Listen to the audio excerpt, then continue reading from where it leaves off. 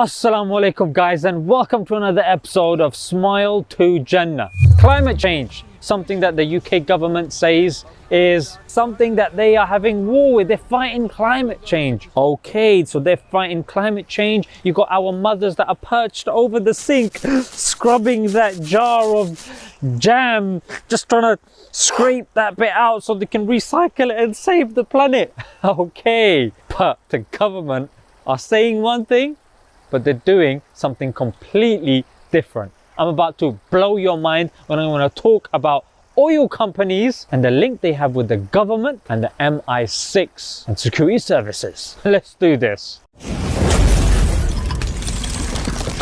Jaanta.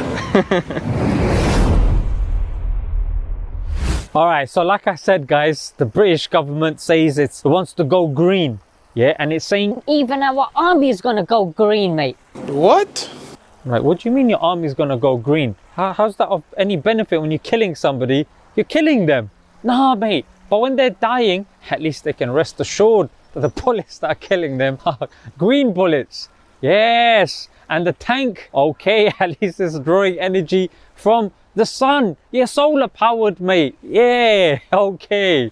Shut up, bruv. What are you talking about? Yeah, the only reason you want to go green is so your tanks don't have to keep, fueling up. That way, they can continue killing people and get charged by the sun, you mugs. Yeah, but like I said, it's the oil companies, and Britain's got two main oil companies, BP and Shell. And these make up 10% of the world's carbon footprint. 10% from this tiny, dinky little planet, the United Kingdom. But this isn't the only thing that they are having an impact on. The United Kingdom has colonized and ruled over 90% of this planet. Oh my gosh, say that again, 90% of this planet. But let's get back to what we're really interested in, and this is MI6. Yeah, MI6 from these dates, from 1999 to 2004. Okay, all the heads of the UK Secret Service, the MI6, they went to the energy sector. Yeah, oil, mate. The reason why they invaded Iraq, and they got alliance with Saudi and the likes. Look, Richard Daylove, he went to Cosmos Energy. John Scarlett went to Equinor, and John Sawyers went to BP. While we're getting guilted into paying 10p for a plastic bag, thinking that we're killing all the seal pups, these people are going out there and doing some madness. Let's focus more on BP.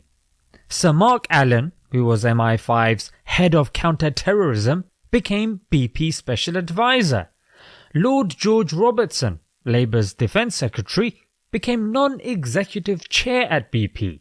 Sir John Brown, who was former chief of BP, was upgraded to Lord John Brown and enjoyed opera and breakfast with the then Prime Minister, war criminal, Tony Blair. Let's shift our attention now to Shell.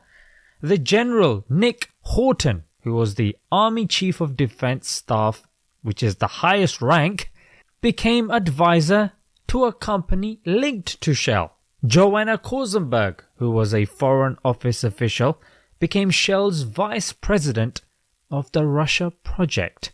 And Sir Ian Loban, who was the chief of GCHQ, Britain's largest intelligence agency, became advisor to Shell. So it's stuff like this that you're not going to get from the mainstream media. I got it from the outlet Declassified UK, and the government's got obviously issues with them because they're exposing their foreign policy. And UK is very good with lying by omission. They just omit certain facts, they just don't mention them. Yeah, they're very crafty in this sense. So when people have distrust for these sorts of things, be it climate or getting injected certain things, it's not because people are being conspiracy theorists. It's because the more you delve deep of revolving doors between governments and energy sector and stuff like this, the more you start naturally distrusting them. I mean, why would you trust them when it comes to these things? Yeah, are you naive that you hear this stuff and you're still like, no, I'm still gonna, sami'na wa ata'na, we hear and we obey?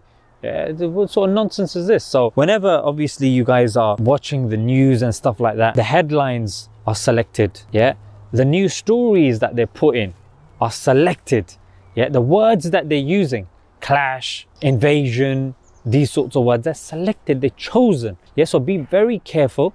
Obviously, you can't tell people to just isolate themselves and live as a hermit. Okay. But what you can do is inoculate them. Yeah, inoculate them so when these things happen, it won't affect them. Yes, learn it yourselves. Critical thinking whenever you watch the news, and critical thinking whenever comes to the media at all. Hope you guys benefited from this and learned something. Let's leave it there. Until next time. And you would have to free Hebrew slave in 7 years. Cut my hair off. And that's Assalamu alaikum.